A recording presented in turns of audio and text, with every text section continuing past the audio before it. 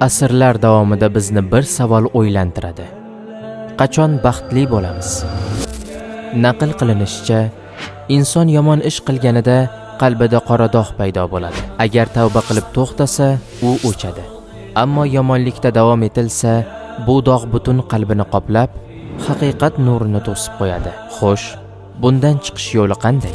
Buyuk mutafakkir Abu Nasr Forobiy o'zining baxtga yo'llanma asarida 50 ta yo'llanmani ko'rsatadi. Forobiy aytadiki, odamlar orasida shundaylar borki, ularda o'tkir tafakkur va o'sha tafakkurga vojib qilgan ishga nisbatan iroda kuchi mavjuddir. Bunday odamlarni biz haqiqiy hur inson deb atashga odatlanganmiz. Va odamlar orasida shundaylar borki, ularda bu ikkisi, tafakkur va iroda bo'lmaydi.